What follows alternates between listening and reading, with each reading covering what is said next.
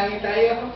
Dakilang Diyos, kami po ay nagpapasalamat sa araw pong ito na muli mo kami tinipon sa iyo po pag-ibig at naparito po kami, Diyos, para sambahin po kayo sa Espiritu at katotohanan na kami sama-sama nagkakaisa, O Diyos, pagkat dalangin po namin sa pagkakatibo nito. Walang ibang pangalan ang mailuluwalhati, walang pangalan na ibang pangalan ang maitataas, kundi ang pangalan mo lamang po, Panginoong Jesucristo. Dito sa kalipunan ito, ipinapahin po namin na kayo ang aming Diyos, kayo ang aming Hari, kayo po ang aming Panginoon. Kung kaya to, Lord, narito kami minsan mauupo sa inyo pong paanan, kami po ay naghihintay sa inyo pong malayong pagkilos sa aming mga buhay. At kami, O Diyos, ay narito, Lord, nagsusuko ng aming mga sarili upang sa gayon ang paghahari mo ay ganap na maisakatuparan sa aming mga buhay. Lord, dinadalain po namin, malaya kang mangusap. Banal na Espiritu, inaaniyahan po namin kayo sa aming kalagitnaan. At salamat, O Diyos, sa mga pagpapalat po sa amin ng iyong mga salita sa umagang ito ay hindi po masasayang, bagos ito po ay lubos po namin mapapakinabangan. Salamat po, O Diyos, sa mga salita niyo ay tunay na mag-iisa at makapangyarihan tulad ng tamak na magkamilang talino tumatagos sa pinag-iwalay ng kaluluwa at ng Espiritu. At salamat po, Diyos, sapagkat ang salita niyo ay tunay nakikilos sa bawat puso, sa bawat isipan, sa bawat buhay ng narito at papaguhin kami upang kami ay maging kaanyo at kalarawan ng aming pong Panginoon sa Kristo. Lord, nato kami, panalangin po namin, pagharian mo kami. Let your kingdom come, let your will be done. Have thine own way in us, God. Change us, O Lord. Salamat po, Diyos, sapagkat kami ay patuloy mong hinahamon, pinalalakas, at pinagpapala ang inyo pong mga salita. Salamat po, Panginoon, sa inyo po lahat na papulit. Salamat, ito po ang aming samot dalangin sa maragis na pangalan ng aming pong Panginoon sa Kristo. Lahat ay magsabi ng Amen. Hallelujah. Sapagkat ito ay ang araw na dapat ay pinagdiriwang po natin, sapagkat sa araw pong ito, mamaya po, alas 12 ay matatapos na po ang ating pong 4 na pong araw ng tuloy-tuloy na pag-aayunan. Salamat sa Panginoon sa kanyang lakas, sa kanyang biyaya, sa kanyang kabutihan. Yung ipinadadama ng Diyos sa atin na patuloy tayong lumalapit sa Kanya at ang kalooban niya ay patuloy natin hinihiling na malayang maipakayag at maipalawan sa atin at sa ating mga kahinaan, ang Diyos ang siyang ating kalakasan. Sa umagang ito ay napaka-importante paksa ang ating pag-aaral sapagkat ang paksa ang ating pagtutuo ng pansin ay ang ating pong tema para sa ating pong ika-27 anibersaryo. So, most likely, nakita na po ng iba ito na pinaskil ko po sa ating sa Facebook. At ang ating pong tema ngayon ay Jesus at the center of it all. Na ang pagnanasa po natin, makita natin, mahayag sa lahat ng aspeto ng ating buhay, sa lahat ng bahagi ng ating pagkatao, sa lahat ng panahon ng ating mga buhay, at ano man ang ginagawa natin at nasaan man tayo naroon, gusto natin, ang panalangin natin, na makita na naroon palagi si Jesus. Na laging present si Jesus sa lahat. Hindi lang siya number one. Tama nga yun, ginagawa natin si Jesus, si God, number one ng ating mga buhay. Pero pag ginawa natin siya number one lang, at wala siya sa ibang aspeto ng ating mga buhay, yung pagiging number one ni Jesus, pagiging number one ni God sa ating mga buhay ay para sinasabi rin ng isang nagmamahal sa kanyang minamahal na ayokong maging number one kasi pag number one, ibig sabihin may number 2, may number 3, may number 4, may number 5. Ang gusto ko, only one. Ako lamang ang nag-iisang mahal ng taong minamahal ko. Eh, hindi naman si God. Hindi lang nararapat. His rightful place is being number one in our lives. Yun yung karapat dapat na lugar sa ating mga buhay. Pero kung doon lamang sa aspetong yun, iiwan natin ng Diyos at sasabihin natin, God, number one ka dito. Pero dito sa bahagi ito, hindi mo ako pwede pakialamanan. Kailangan hanggang dito ka lang. Hanggang dito sa bahagi ng buhay ko lamang, pwede kang makialam. Kaya sa umagang ito, bigyan po natin ng pansin ang napaka-importanteng tema na ito na ating pong pagsasalusaluhan para sa ating pong anibersaryo na ito. Okay?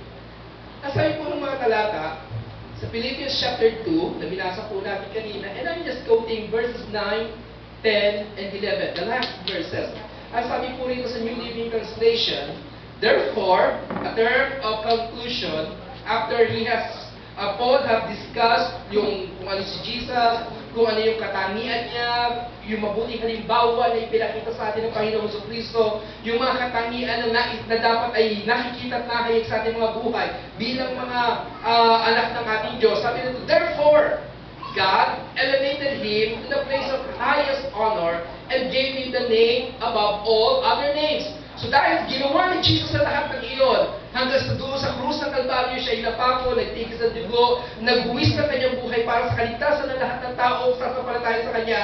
Ang ginawa daw ng Diyos, inilagay siya doon sa lugar ng pinakamataas na lugar na dapat niyang kalagyan. It's the highest place of honor. At sabi nun, and God gave him the name above all other names. Yung pangalan wala nang hihigit sa kanyang pangalan. And that name, that at the name of Jesus, ang gagawin daw, every knee shall bow in heaven and on earth and under the earth. So, ang laki ng scope, no? Yung magiging dominion, yung lordship ni Jesus, yung pagiging Lord niya sa lahat-lahat ay sumasaklaw magmula sa kalangitan hanggang dito sa lupa at hanggang sa ilalim ng lupa. So ganoon kalaki yung saklaw, ganoon kalaki yung sakop ng pagiging paghahari ng ating Diyos, yung kanyang lordship sa lahat ng tao, yun ang magiging saklaw in heaven, on earth, and under the earth. At sabi rito, and every tongue confess that Jesus Christ is Lord to the glory of the Father. Sa lahat ng mga labi, magsasabing si Jesus ay Diyos. Si Jesus ay Panginoon. So lahat ng tao luluhod, lahat ng labi magsasabi sa ating Panginoong Jesucristo. So this verse is a prophetic verse in fact. Ito ay isang talata ng Biblia na nagpapahayag na sa panghinaharap pa sapagkat ang tinutukoy ay lahat ay luluhod at lahat ay magsasabi. Well, sa panahon natin ngayon, hindi pa naman siya nagaganap. Hindi naman lahat ng tao lumuluhod sa harapan ni Jesus.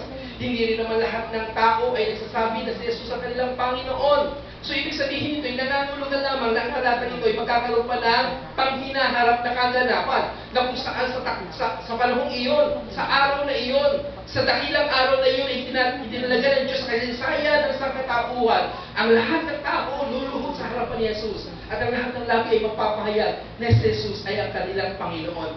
Diba? Mas nakikita natin yung ating mga sarili na sa dami-dami, sa multitude na yon, sa karamihan ng mga taong maiipon sa dakilang araw na yon, kung saan inalis na ng Diyos, inalis na ng ating Panginoon yung para sa Kanya. Hiniwalay na yung mga damo sa trigo, hiniwalay na yung mga kambing sa mga tupa, hiniwalay na yung sa Kanya at sa hindi sa Kanya. At ngayon nung maipon na ng Diyos yung lahat ng para sa Kanya, sa araw pong iyon, makikita natin na sabay-sabay lahat lumuluhod sa harapan ng ating Panginoon Jesucristo at sabay-sabay lahat nagpapahayag na si Jesus ang kanilang Panginoon. At picture natin yung ating mga sarili, kabilang tayo sa great crowd na yun. Picture natin yung ating mga sarili kasama tayo sa lahat ng mga taong iyon. Magmula sa mga taong nakalipas hanggang sa kasalukuyan, hanggang sa panghinaharap. Magmula sa mga lahi ng iba't ibang mga taos na nabubuhay at patuloy na mabubuhay, titipunin lahat ng Panginoon. Kasi sabi nyo, every tongue shall confess. So, iba't ibang mga lahi, iba't ibang mga lingwahe, iba't ibang mga katutubuhan nila ay magpapahayag na si Jesus ang kanilang Panginoon. So, napakaganda ng araw na iyon, napakadakila ng araw na iyon ay tinalaga ng Diyos. At talagang ina-anticipate natin yung araw na iyon na kapag nangyari yun, Lord, nakikita ko yung aking sarili, kasama ko ron. Nandun ako sa kalagitnaan ng mga taong yun, dumulot sa harapan mo at nagpapahayag na ikaw ang aming Panginoon. So gusto ko lamang talakayin, itong napaka-importante nito na si Jesus ang gitna ng lahat. In fact, doon sa Trinity, natatagpuan natin si Jesus nasa sentro. Di ba? Pag binabasa natin yung talata, di ba, Matthew 28 verse 19, and you baptize them in the name of the Father, and of the Son, and of the Holy Spirit. So, sa gitna ng Trinity, nakikita natin, andun si Jesus, andun ang ating Panginoong Jesucristo, di ba? So, nakikita natin na, for since the creation of the world, His invisible attributes and eternal powers, sa Romans 1:20, doon na hayag yung pagiging Diyos ng ating Diyos. Andun si Father, andun si Son, andun si Holy Spirit, and all three is God. Okay? So, naniniwala tayo na merong iisang Diyos na nangahayag sa tatlong persona. Napakaiba tayo sa mga Mormons. Ang mga Mormons, naniniwala sila na meron God the Father, meron God the Son, meron God the Holy Spirit. Pero naniniwala sila may tatlong Diyos. So, tatlong Diyos. Para sa atin, ang paniniwala natin, naniniwala tayo there is one God in three persons. So, iba talakay nyo. If you want, kung gusto nyo malaman yung discussion niya, syempre, nandiyan si Gary. Iba siya magtatalakay sa atin ng mga doctrinal parts. Pero, sa puntong ito, gusto na naman linawin. Nung sinasabi ng mga talata na since the creation of the world is invisible attributes, ando na si God. Ipinapahayag na agad ang ating Diyos. Present agad doon si God. When in fact, pagbabalikan natin, ang aklat po ng Genesis chapter 1 verse 1, in the beginning, God created the heavens and the earth was null and void. Tapos sabi nun, and the Spirit of the Lord hovered over the face of the earth, and sabi ng Diyos, let there be light. And God said, let there be light. So naniniwala tayo, present agad doon yung Trinity. Present palagi ang all ng ating Trinity. There is God the Father, there is God the Son, and there is God the Holy Spirit. As si Father, sabi, and God, sabi nun, in the beginning, God created the heavens and the earth. And the Father, and the Spirit of the Lord hovered over the face of the waters. Nagkaroon ng pagkilos ng banal na Espiritu, ginalaw, nang sa ngayon magkaroon ng kaayusan, yung mga bagay na dating wala kaayusan. At pagkatapos naroon, sabi nun, and let there be light. As sabi ng John chapter 1 verse 1, in the beginning was the Word, and the Word was with God, and the Word was God. Jesus was the spoken Word. So nakikita nga natin, doon sa creation of the Word, present agad yung Trinity natin. Ando si God the Father, ando si God the Son, ando si God the Holy Spirit. Pero pag-aaralan natin, pag-antutunghayan natin, pag-aaralan natin ay patungkol sa siyensya. Ang sinasabi ng science, ang creation ay nagpapatungkol sa time, space, and matter. Yan ang science. Ang sasabihin ng science, all creation is about time, space, and matter. Meron palagi components na gano'n. Kailangan ng time, kaya nga sabi nila, ang creation of the world is not consistent of 6 days according to the Bible. Sabi ng Bible, in 6 days, God created the heavens and the earth. Lahat yun tinapos. Pero kapag science sa babasahin natin, ang sinasabi, it took billions of years para malikha ang sandaigdigan meron tayo ngayon. Tapos, tayo, ang creation ng tao, according to the Bible, galing tayo sa alabok. Ang sabi ng science, sabi ni Charles Darwin, galing ang mga tao sa unggoy. No? Ako hindi papayag noon. Pag ikaw ninuno mo unggoy. At ang pinaka-lolo-lolo-lolo-lolo-lolo-lolo-lolo-lohan mo, unggoy. Kaya mukha kang unggoy. Hindi pwede gayon. Pero sabi ng Biblia, out of the dust, God formed us, and we are created in the image and the likeness of God. Ang sabi pa ng Psalms, you are fearfully and wonderfully made. Ganun kakadelikadong ginawa ng ating Diyos. Isa kang kahanga-hangang nilalang ng ating Panginoon. Sabi, kaya nga, pag tinignan natin ang mga talatang yun, ang ibig sabihin nun, espesyal ang pagkakagawa sa bawat isa sa atin. Amen po ba? Yeah. Dapat natin maalala, we are a special creation. Ang lahat ng bagay na nilikha ng Diyos, sinabi ng Panginoon, let there be light, let there be separation ng water at ng land, let there be separation ng night and day, let there be suns and moons and stars, magkaroon ng lahat ng mga bagay niyan. Sinabi ng Lord, magkaroon ng mga hayop, magkaroon ng mga halaman, magkaroon ng mga isda, magkaroon ng mga gumagapang ng mga insekto, at kung ano-ano pa. Lahat ng bagay na iyon ay nalikha ng Diyos sa pamamagitan ng pagsasalita lamang. God said, at nangyari ang lahat ng bagay. Ganun katindi yung kapangyarihan na salita ng Diyos. Sinabi lamang, nangyayari na. Nagsasakatuparan na, pero ikaw, ako, tayong lahat, ang tao. Naglaan ang Diyos ng kanyang mga kamay. Kumuha siya ng alabok mula sa lupa.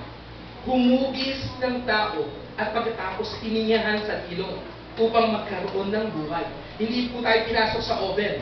No, hindi po inibabaw sa iyawan na sobra sa luto na naging African, na nakulangan sa luto, naging Amerikano, nasakto sa luto, kaya pumasok ang mga Pilipino. Diba? Kayong mangki ang kulay. So, hindi tayo ganoon. Nilikha tayong Diyos out of the dust of the earth gamit ang kanyang kamay.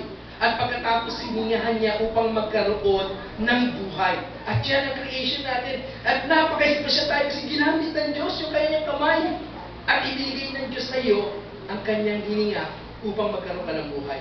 Kaya dapat mong maintindihan kapag mayroong nanliliit sa iyo, kapag may humahamak sa iyo, kapag may nanlalait sa iyo, kapag may nang-aaba sa iyo, tandaan mo, special ka sa Panginoon kasi pinaglaanan ka niya ng oras ng panahon para likain ka niya sa kanyang mapagpalang kamay. Ganun ka kamahal ng Diyos. Ganun kabuti ang Diyos para sa iyo. Ganun ka kaimportante, ganun ka kahalaga sa Diyos. Kaya walang pwedeng humamak sa iyo kasi ikaw ay likha karanyo at kalarawan ng ating Diyos sa buhay. Amen po ba? Kapag sabi mo nga sa atin mo, special ka. Okay, mas special child tayo lahat. Pero, dito bigyan nyo, sabi ng science, time, space, and matter. Time, space, and matter. Yan ang lahat, yan ang components ng creation. Yan ang component ng history. Yan ang component ng pagkakalikha ng lahat ng bahay.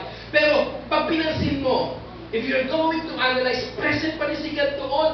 At doon pa rin yung Trinity sa time, sa space, at sa matter. Sa time, anong meron tayo? We have the past, we have the present, and we have the future. Pero tatlo katangian na naayos sa isang component. Ano yun? Time, past, present, future. Iminaman ka sa biro, no? For since the creation of the world is invisible attributes, iminaman ka ng Diyos ang kanyang katauhan. Doon pa lang sa component ng time, sinasabi na agad ng Diyos, I am present, I am there, ako ang Diyos. Andun ako, ito, katangian ko, iminaman ko sa panumpalaan. He is the past, He is the present, and He is the future. So, andun si God sa time, sa space, anong meron tayo? Diba? Kapag pagbabasihan natin ang pag-ibig ng Diyos, ang sukat na ginagamit is yung how wide, how high, and how deep. Yun ang sukatan ng love. Walang leg, walang haba. Bakit? For the love of God endures forever. Walang hangganan, kaya hindi mo pwede sukatin. Pero sabi noon, ang pag-ibig ng Diyos, how high, how wide, and how deep is the love of God. Kaya pag pinag-aaral natin ang space, meron tayong height, meron tayong width, at meron tayong depth. At lahat ng component na yung iminamang ka ng Diyos ang kanyang katauhan, ako ay Diyos. Eh syempre, pag matter, alam na natin lahat yan. Anong matter? Anong tatlong katangian? Anong katatlong, ano ba? Iba't ibang kalalagayan ng matter. Di ba? Meron tayong solid, meron tayong liquid, at meron tayong gas. Yan, simple science, di ba? And ano na naman, yung Trinity. Always working together. So pag sinabi ng science, yes, creation is about time, space, and matter. Well, in fact, God is there. Yung kanyang attributes printed upon that components na yun. In time, space, and matter, God is always there. We believe in God the Father, God the Son, and God the Holy Spirit. And they are one. Okay, so isang Diyos na nahayag sa tatlong persona, which will be discussed better kung pagtutuunan natin yung pansin. Pero, tingnan ninyo, sa tatlong persona ito, pag binasa natin ng Matthew 28 verse 19, ang sabi ron, in the name of the Father, and of the Son, and of the Holy Spirit, ang lalaki si Jesus, present in the middle, at the center, di ba? At the center ng lahat ng bagay ito. Isa pa, sa gitna ng kasaysayan, sa gitna ng history, makikita mo, si Jesus ang focal point. Si Jesus ang pinakasentro ng kasaysayan. Paano mo nasabi yun? Sa kasaysayan ng isang katauhan, makikita natin na may mga tao na magmula sa nakalipas at magmula sa panghinaharap. Pero lahat ng kasaysayan ng tao, magmula sa nakalipas hanggang sa panghinaharap, magmula sa nakalipas, sa kasalukuyan sa panghinaharap, isang pinakasentro, walang iba kundi ang ating Panginoong Jesucristo. Paano nangyari yun?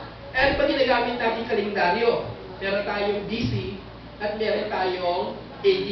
At paano nasabi yung BC? At paano nasabi yung AD? Ang focal point kasi ng history, si Jesus. At doon sa kanya, si Jesus ang pinaka-starting point ng AD. At si Jesus yung pinaka-end point noong BC. Lahat ng kasaysayan bago kay Jesus ang tawag before Christ. lahat ng kasaysayan after ng Jesus Christ, magmula kay Jesus hanggang sa lumipas ang kasaysayan, ang tawag ay the year of our Lord, Anno Domini, according to the Roman calendar, the year of our Lord. So, lahat ng kasaysayan, whether from the past or from the future, sa kasalukuyan natin, lahat tayo ngayon ay tumitingin doon sa punto ng ating Panginoong Jesucristo. Lahat tayo ngayon tumitingin doon sa panahon ng ating Panginoong Jesucristo. Siya ay maisilang sa puntong ito, nagsimula ngayon ang kasaysayan ng Anno Domini. Yung bago sa ating Panginoong Jesucristo, ang kasaysayan ay before Jesus Christ. Lahat yun. Kaya, lahat ng kasaysayan ng tao, pinagbabasehan lagi yung starting point kay Jesus. Kay Jesus. Kay Jesus. Kaya nakikita natin ngayon sa kasaysayan, sa history, lahat ng ito ay nagiging focal point, walang iba kundi ang ating Panginoong Jesucristo. And much more, pag pinagbabasa natin ang history, pag tinitingnan natin ang kasaysayan, maging sa usapin ng pagliligtas, maging sa usapin ng kaligtasan, maging sa issue ng salvation, which is being discussed palagi sa atin, ang usapin ng kaligtasan ay palagi ang walang iba kundi sa pamamagitan ng ating Panginoong Jesucristo. Walang ibang daan upang ang tao ay magkaroon ng kaligtasan. Tanging si Jesus lamang. Jesus is the only way to have eternal life. Wala nang iba. Wala nang ibang paraan. Kaya magmula sa mga taong nabuhay from the old, from BC, at magmula sa mga taong nabuhay after Christ, ay lahat sila tumitingin doon kay Jesus. Na si Jesus ang tanging makapagliligtas sa lahat ng tao. Now, let me discuss to you briefly. People from the Old Testament, they look forward kay Jesus. Ang tingin nila sa panghinaharap. Tinitignan ni Moses, tinitignan ni Abraham, tinitignan ni David, tinitignan ng mga tao sa nakalipas. Ang ating Panginoong Jesucristo, andun ang focus nila, si Jesus. Si Jesus ang nagiging daan ng kaligtasan. Lahat ng mga tao, lahat ng mga bayani na pananampalataya mula sa nakalipas, mula sa matandang tipan, lahat sila ay tumitingin sa panghinaharap hanggang doon sa araw ng ating Panginoong Jesucristo. Kaya nga pag binasa natin ang Hebrews chapter 11, ang lahat na napapayag doon is by faith. By faith. By faith Moses, by faith Noah, by faith David, and everything. Lahat sila by faith. Why? Kasi ang focus nila is to the future. Doon sa mangyayari, doon sa krus ng Kalbaryo, sa ating Panginoong Jesucristo. So, ang tanging daan ng kaligtasan para sa mga taong nabubuhay sa lumang tipan ay para kay Jesus. Para kay Jesus. Hindi sa pamamagitan ng kautusan, hindi sa pamamagitan ng matandang kautusan, kundi sa pamamagitan ng kanilang pananampalataya pa rin kay Jesus. Okay? So, tayo naman ngayon nabubuhay sa kasalukuyan. Ang tingin naman natin doon sa nakalipas. Ang tingin naman natin ay doon sa ginawa ni Jesus doon sa krus ng Kalbaryo. So kung paano yung matandang tipan tumitingin sa panghinaharap, tayo namang nabubuhay sa kasalukuyan. Ang tingin natin ngayon ay doon sa yung nangyari sa nagdaan kung saan si Jesus ay napako sa krus, nagbuwis ng kanyang buhay para ang lahat ng sasampalataya sa kanya ay huwag mapapahamak bagkus magkakaroon ng buhay na walang hanggan. Alam po ba ang sabi ng Acts chapter 4 verse 12? Ang sabi po ng Gawa, Kabanata 4, talatang 12, walang ibang pangalan ang ibinigay sa silong ng langit na sukat ikaligtas ng lahat ng tao, kundi ang pangalan lamang ng ating Panginoong Jesucristo. No other name. Sinikap ng taong akyatin ng langit sa pamamagitan ng Torre ni Babel. Nagtayo sila napakataas na tore. Pero in the end, hindi umabot ang tore hanggang doon sa langit. Walang nakapunta sa langit sa pamamagitan ng paggawa ng isang malaking structure. Hindi nangyari. Sinikap ng tao umakyat ng langit sa pamamagitan ng pagsunod sa 10 utos ng Diyos. Pero nangyari, nasabi ni James, masunod mo ang siyam, hindi mo masunod ang isa, lahat ng siyam na sinunod mo, baliwala na. Hindi mo na nasunod ang buong kautusan. So, walang nakaakyat muli ng langit, walang nakarating doon sa buhay na walang hanggan sa pagsunod ng 10 utos ng Diyos. Sinikap ng tao, makarating muli ng langit sa pamamagitan ng pagkakaroon ng reliyon. Nagkaroon ng reliyon ng tao, at ang pinakamatandang reliyon na matatawag natin ay Judaismo, yung pananampalataya ng mga Hudyo. At sa kanilang pagsunod sa Diyos, pagbaba ng ating Panginoon Jesucristo, sabi ni Jesus, walang kwenta, walang halaga. Walang saysay naging inyong mga reliyon. Bakit yung reliyon na iyon ang nagpako kay Jesucristo doon sa krus ng Kalbaryo. Hindi nakarating muli ang tao sa pamagitan ng reliyon doon sa pagkakaroon niya ng buhay na walang hanggan. So ano nangyari ngayon? Si Jesus dumating. Ano sabi ng salita ng Diyos? Sino masasampalatayan sa Kanya? Magkakaroon ng buhay na walang hanggan. Tanging si Jesus lamang ang daan. Jesus is the only way. Kaya sabi ni John chapter 14 verse 6, I am the way. Jesus said, I am the way, the truth, and the life. No one comes to the Father except by me. Sa pamamagitan lang ng ating Panginoong Jesucristo. So, mga kapatid, even in the point of history, lahat tayo nagre-recall pabalik kay Jesus. Si Jesus ang sentro ng lahat ng kasaysayan. So, dapat natin maintindihan, ganun pala. Ganun pala si Jesus. Si Jesus ang sentro ng kasaysayan, in the Trinity, si Jesus din ang nandun sa gitna. Pero isa pa tingnan ninyo, ang napaka-importanting aklat na ating pinag-aaralan, ang ating pinaka-guidebook, ang ating pinaka-love letter ng Diyos, andiyan palagi si Jesus. Si Jesus ang pinaka-sentro ng aklat ng Biblia na meron tayo ngayon. When in fact, sa lahat ng aklat ng Biblia, matatagpuan natin ando si Jesus. In every books of the Bible, palagi makikita natin ando si Jesus. Jesus is present there.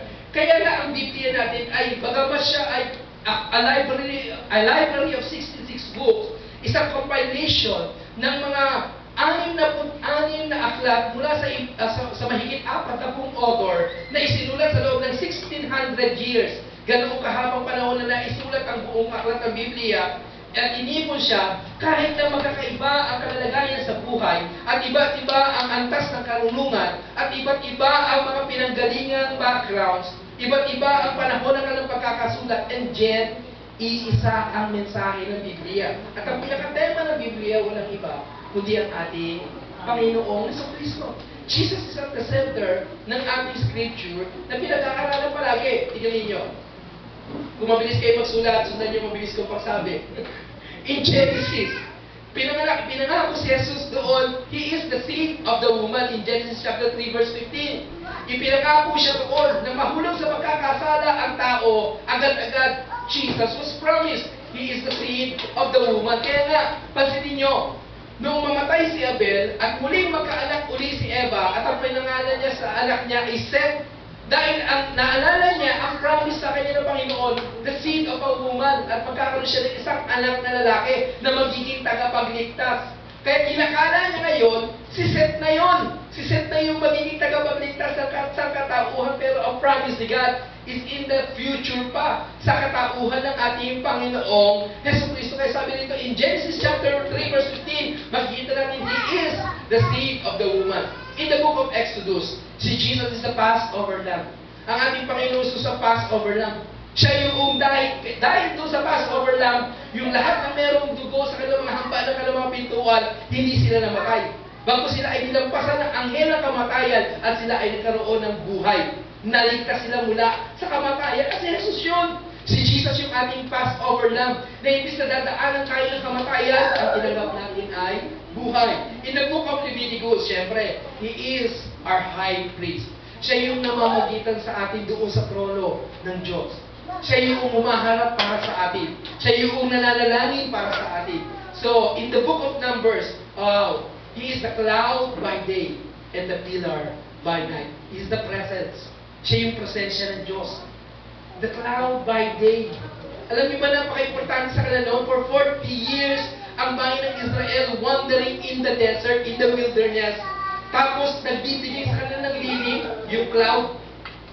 Pag umaga, may lilim sila ng cloud.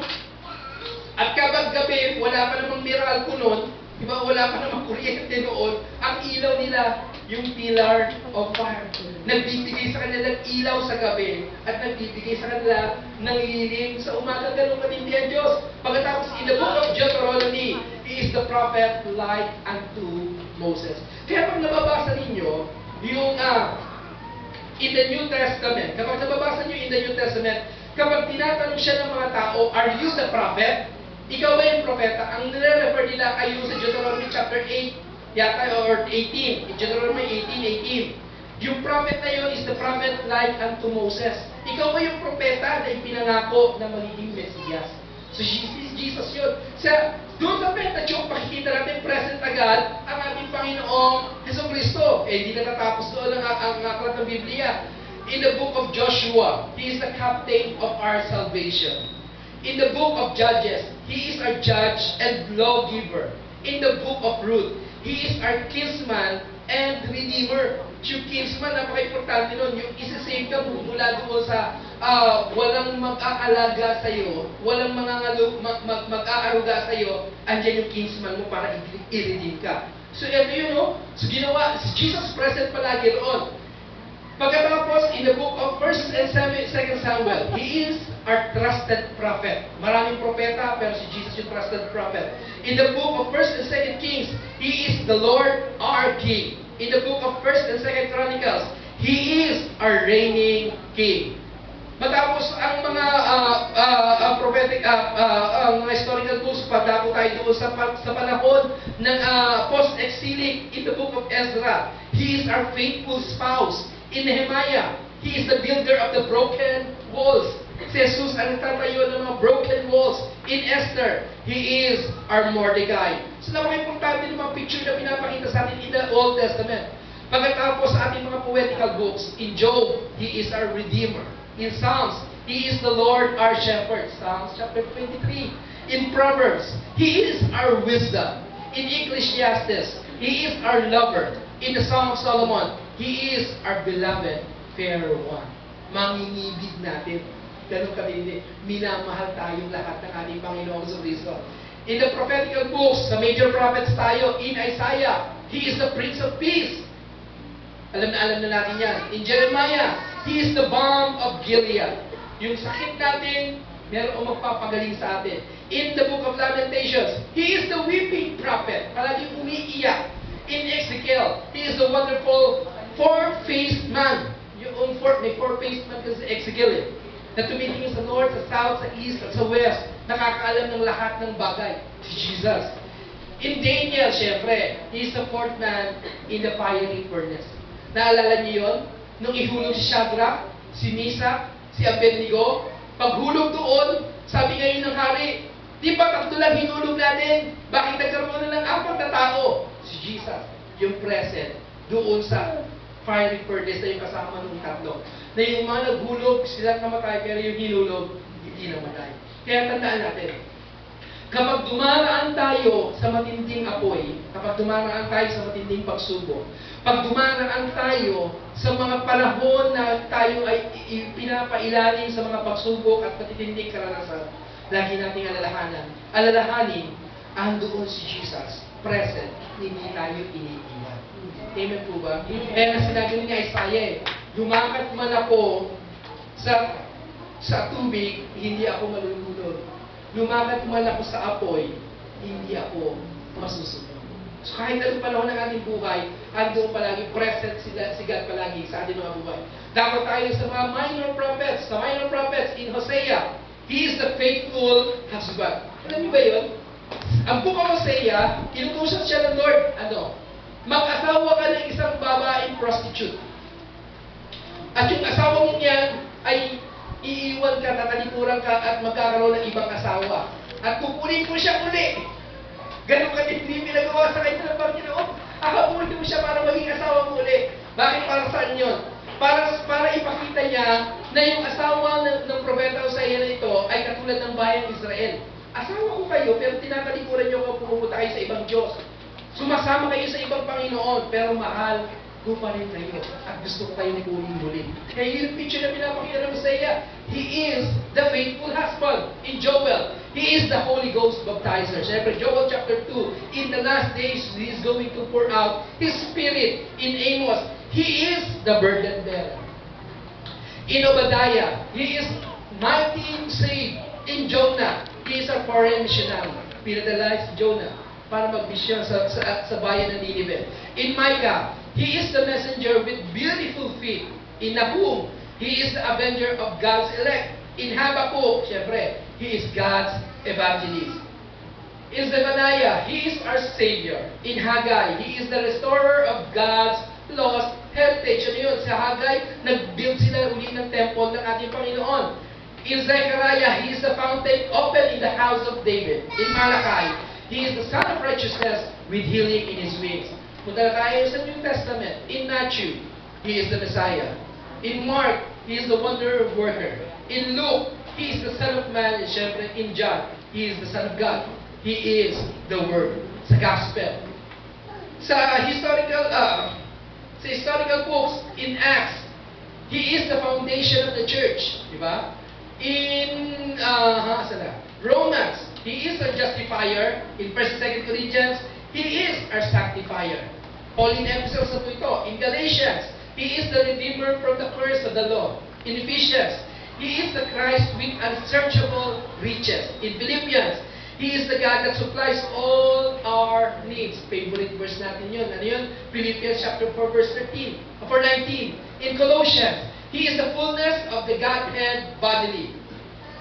In 1st and 2nd Thessalonians, He is our soon and coming King. In 1st and 2nd Timothy, He is the mediator between God and man.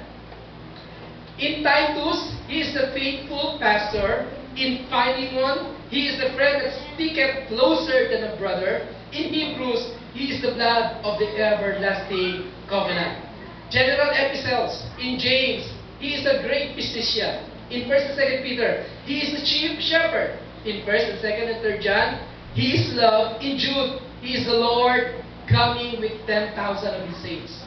Pero yung muling-muling aklat ng Biblia, in the book of Revelation, the last prophetical book, He is the King of Kings and He is the Lord of Lords.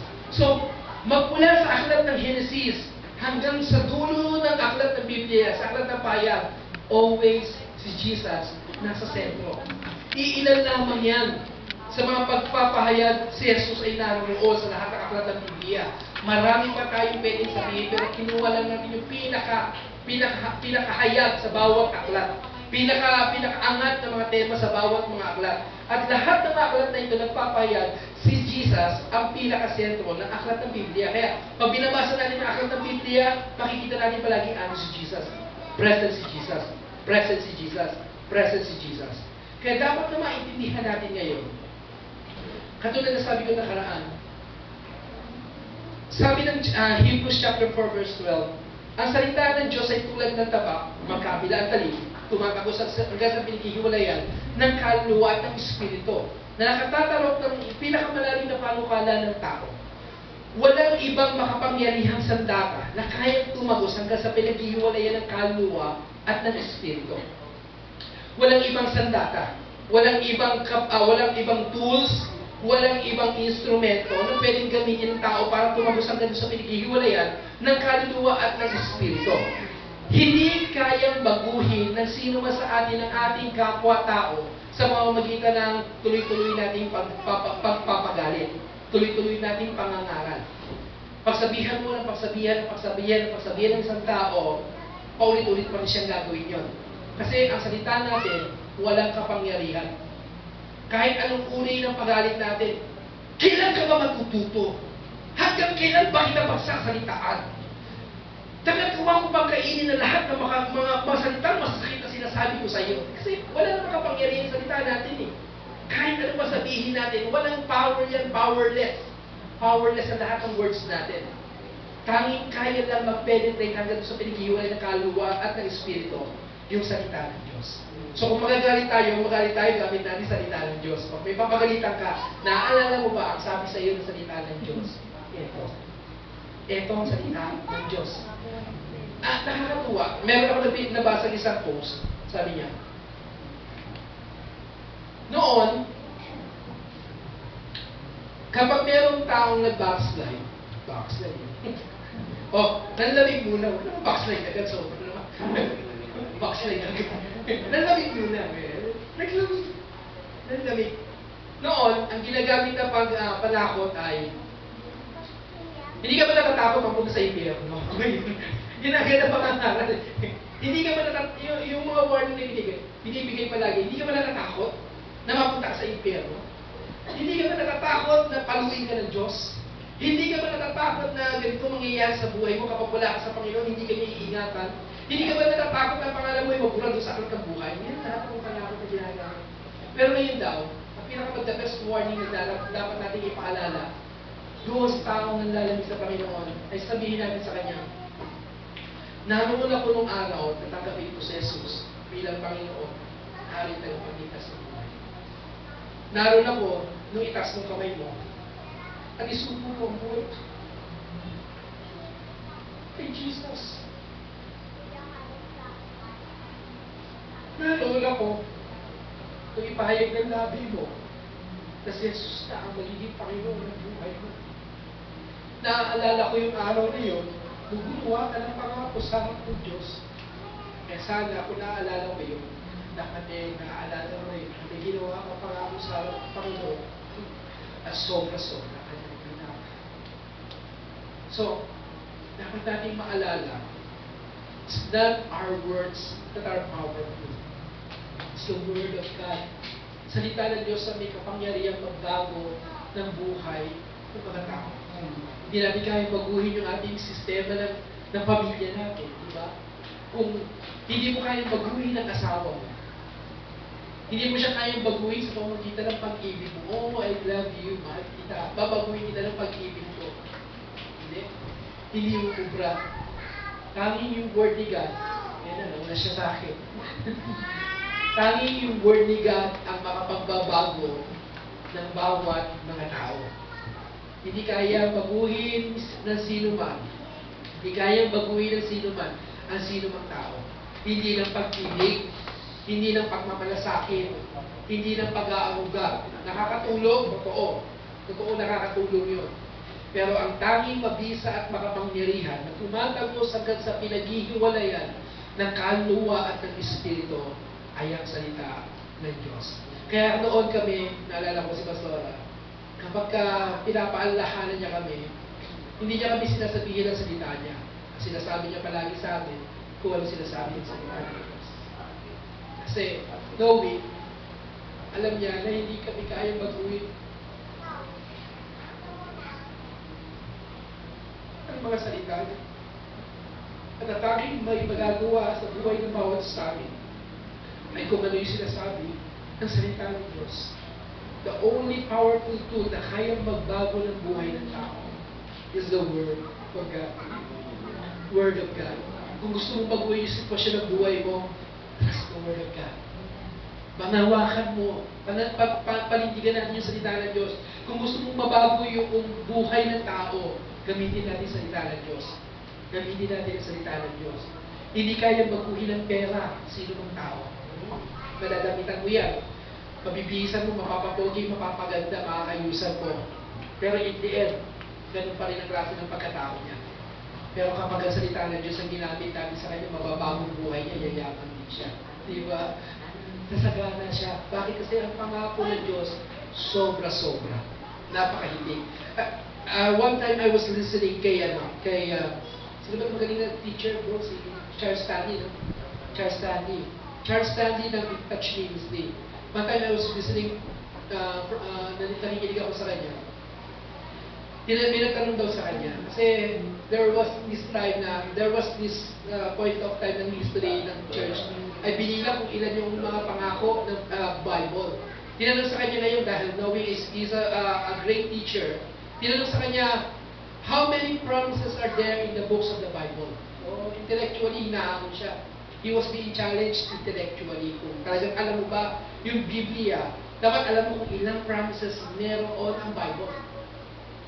So sagot niya, enough. Sabi niya, ang promises ng Bible ay sapat para sa pangangailangan. Hindi mo kailangan malaman kung exact figures na 10,000 or 3,000. It's just enough. Sapat sa pangangailangan kung ano hinahanap. Kung may sakit ka, mayroong pangako para sa kailangan mo. Kung may problema ka, may pangako ang Diyos para sa problema mo. Kung may kahinaan ka, may pangako ang Diyos sa kahinaan mo. At sa kung ano mga kailangan mo sa buhay, may sapat na pangako ang Diyos para sa lahat ng hinahanap mo. Sapat na ba sagot yun? Dapat na sagot para sa akin yun eh. Di ba? Sakto-sakto. Hindi mo kailangan bilangin. In Genesis, there are ganito karaming promises. Pwede rin, kung matyaga ka, bakit hindi mo gawin yun? Then start ka, magsimula ka ngayon gumawa na sarili mong study Bible na ang pangalan ng study Bible is the promises of God. In Genesis, ganito karaming promises. But then, ang laging kasagutan is the promises of God are enough para doon sa mga pangangailangan natin. So, making Jesus the center. Okay? Gusto natin gawin palagi si Jesus na sentro na lahat ng bahagi ng ating mga buhay. So, dapat gawin natin, unang-una na sa ating pagsamba, dapat ando si Jesus. Sabi nga ng isang awitin, it's all about Jesus. It's all about you. It's not about me. It's about Jesus. Ang sabi pa ni Matt Redman, I'm coming back to the heart of worship. It's all about you. It's all about you, Jesus. And he says, I'm sorry, Lord, for the things I've made it. 'Cause it's all about you. It's all about you, Jesus. He's not sorry for the sins. Hindi siya nagsasorry dahil sa mga kasalanan ginawa niya. Nagsasorry siya sa Lord kasi may ginawa siyang ibang dahilan ng kanyang pagsamba. Naging object na ng pagsamba ko yung music. Naging object na ng pagsamba ko etong bagay na ito, etong lugar na ito, etong gawain na ito. Diba? Sabi niya, dapat ang object palagi ng worship is Jesus. So pumapasok tayo ng church, pupunta tayo sa simbahan, ang pinupuntahan natin si Jesus. Siya ang gusto nating i-glorify. Siya ang ating gustong itaas sa ating kalagitnaan. Amen po ba? So, dapat natin tandaan, in our worship, to make Jesus ang sentro, kailangan natin i-focus na pagpasok natin, ang gusto kong luwalatihin, ang gusto kong sabayin, walang iba kundi ang ating Panginoon. So, amen po ba? Kasama natin doon syempre yung ating stewardship. Making Jesus yung sentro, dapat doon sa ating pagiging steward ng mga blessings ni God, dapat pinapakita natin yung ating katapatan sa ating gawain ng pamibigay. Kanina, hindi kaya ako natatawa kanina kasi nung nagbukas ako ng TV habang inisip ko si Zay, tapos habang nagbibihis ako. Doon sa palabas ay Diyos at Bayan, tayo pamagat. Tapos ay ang mga bisita si Kulayko, kung kilala niyo si Kulayko, diba? Sa feasibilities, si Kulayko and some other financial experts siya tayo. Tapos sabi niya, alam niyo, ang mga mayaman, kaya lalo silang may mayaman, is because they know, alam nila, kung saan nila i-invest ang pera. Ang mahirap, kaya tayo hindi yung mayaman, kasi hindi natin alam kung saan natin ilalagak yung ating pera. Hindi natin alam, kasi mayaman daw, alam nila kung saan pupunta yung pera nila. Alam nila kung saan ilalagay. Alam nila kung saan ipupuhunan, para lumago yung kanilang mga pera hinahawakan.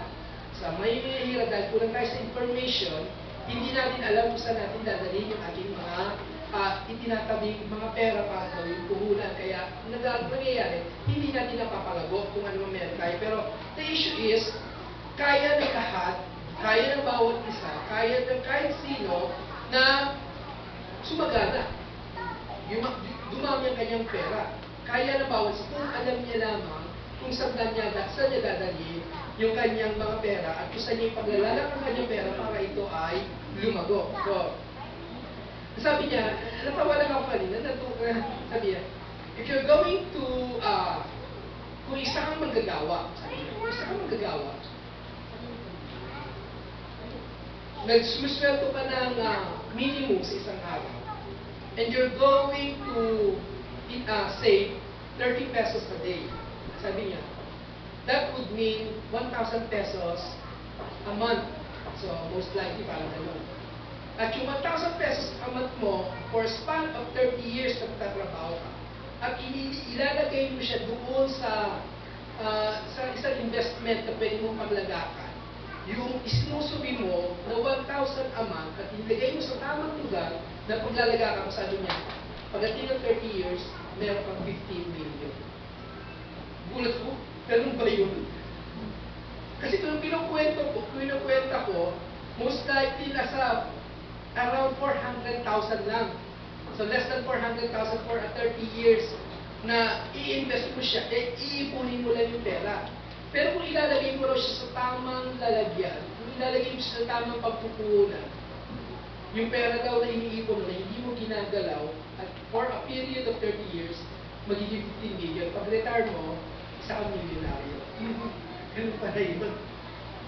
Nag-isip na tayo, no?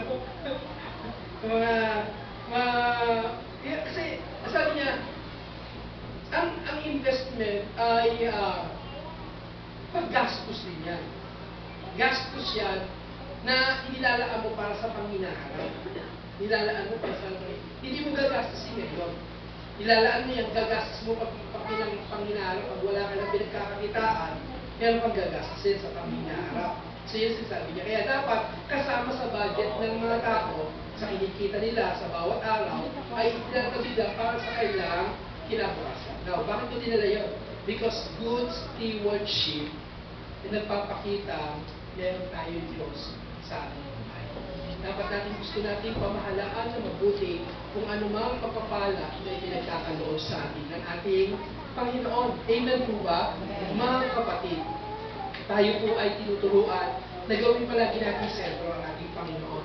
Gawin natin nasa gitna siya. Kung nasa sentro natin si Jesus, dapat nalalaman natin na tayo ay dapat mabuting katiwala ng Panginoon sa kung anumang bagay na mayroong ipinagkakaloob sa ating Diyos. Amen po ba? Amen po ba? So, bakit? Gusto ko pa idagdag ito. Tingnan nyo. Pinadala ng Diyos si Joseph sa Egypt for a very reason. Ano yun? That there will be 7 years of great harvest, and then afterwards, magkakaroon ng 7 years of great famine naman na darating sa lupa. Now, the point is, may panahon na masagana tayo. O yan. Sa church na lang. May panahon na nag-i-exceed yung collections. May panahon na kailangan mo sibutin yung lahat ng collections para na mag-end yung needs natin, mag-meet yung ends, di ba? So, ganoon talaga. May panahon yan.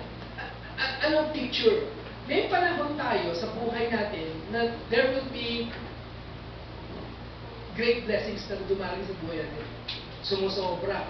Pero not necessarily dahil sobra-sobra yung binibigay sa atin ng Panginoon, kailangan mong ubusin lahat. Diba? Dahil natitiyak natin, iikot ang gulong, at pag-ikot ng gulong, aakit naman ay ang panahon na hindi ganun karami ang dumarating sa iyo. May panahon na masagana at may panahon. Sabi ng Ecclesiastes chapter 3, in every time, there is a season. So kung ano man ang meron tayo ngayon, let's consider the future. I-consider natin ang panginaharap. Hindi natin inuubos kung ano man ang meron tayo at ginagawa natin, pinaglalaan natin yung pinangaharap. Ay, hindi na yan pananampalataya, Pastor. Well, that is faith. Kasi ang sabi ng Hebrews chapter 11 verse 1, now faith is the substance of things hoped for. Gumagawa ka ngayon para sa mga bagay na inaasahan mo sa panginaharap. Now, sabi mo wala kang gagawin ngayon at may mangyayari sa iyo sa panginaharap, ang tawag doon peking pananampalataya. It's not true faith. Faith is an action word. Faith is working now. So, kung gusto mo may mangyari sa iyo mabuti sa panginaharap, you work now. Gumagawa ka ngayon. Meron kang inilalaan ngayon para pagdating ng bukas, merong naghihintay na magandang bukas. Amen po ba? So mga kapatid, always trust in the Lord. Taking Jesus center in worship and in steward, sa worship natin si Jesus ang sentro. Sa stewardship natin si Jesus ang sentro. Number 2, paano ba natin gagawin worship, sentro si Jesus? In Lordship. Sa pagiging Lord ng ating buhay. Sa pagiging Panginoon ng ating buhay. Lahat naman tayo nagsumpo na ng ating buhay sa Panginoon, di ba? Amen po ba? Ginawa na natin niya maging Lord. Lord, Ikaw ang Panginoon ng buhay ko. Kung ano man ang sasabihin mo, susundin ko. Kung ano man ang ipapagawa mo, Lord, gagawin ko. Tama, no? Tama? Kung ano man ang iutos mo, Lord, I will obey. I will do it. Gagampanan ko lahat ng ipinapagawa mo sa akin. So, wala tayong question doon. Pero, isa pang aspeto nito ay personal natin. Sa ating pananampalataya, yes, no? Sa sa Lordship ng Jesus, wala tayong question doon eh. Pero, as an employee, ba, meron din tayong lords. Meron din tayong mga masters. Ang sabi ni Paul, kayong mga slaves, obey your masters. Di, gagawin niyo yan na parang ginagawa ninyo sa inyong Panginoon. So, may connection pala. Yung Lordship ni Jesus, hindi nang pala nahahayag doon sa lugar ng ating pagtitipon ng ganito. O kaya sa lugar ng ating pamilya. O kaya sa lugar ng ating pamumuhay bilang isang Kristyano. Sa lugar ng ating paghahanap buhay, sa lugar ng ating pagtatrabaho, dapat minamanifest natin yung Lordship ni Jesus. That I am doing this. Ginagawa ko ito not because of money lang, not because of kailangan kundi ginagawa ko ito to reflect Jesus sa buhay ko. Lordship ni Jesus. Dapat natin maalala, yung pag ginawa mong set si Jesus, hindi lang siya spiritual. Maging sa araw-araw nating pamumuhay, isinasabuhay natin yung pagiging Lord ni Jesus sa buhay natin. Amen po ba? Okay, salamat. In relationship. Yes, right. Pag ginagawa natin si Jesus sa sentro ng ating buhay, dapat sa ating relasyon. Both, vertical na yun. Vertical, horizontal, andoon yung si Jesus nakasentro. Vertically, nakasentro yung relasyon natin ni Jesus. Horizontally, nakasentro si Jesus sa ating relasyon. Sa ating mga kapatiran. So, andun palagi si Jesus. Pag nagtitipon-tipon tayo, nagmamahalan tayo, at ipinapakita natin si Jesus ay buhay na buhay sa buhay natin. Pero isa pang aspeto gusto kong idagdag, ay yung relasyon natin na wala sa lugar na ito. Yung mga tao hindi makabilang sa kawan ng Diyos. Sa mga tao kailangan pang maligtas. Kung pinapakita natin si Jesus nakasentro sa buhay natin, ibig sabihin nun, gagayahin natin si Jesus eh. Si Jesus, ginagawa niya, He goes. Diba? Pumupunta siya dun sa mga tao na dapat puntahan upang makarinig ng salita ng Diyos. So kung si Jesus sa sentro ng buhay natin, dapat ginagawa natin, ipinapahayag natin si Jesus sa ibang mga taong nangangailangan ng pag-ibig ng Diyos. Amen po ba? Pag may isang bagay kang bago, hindi mo napipigilan hindi sabihin sa iba eh. May bago kasi sing. Hindi mo mapipigilan ilabas yan. Yung gusto mo ipapansin talaga.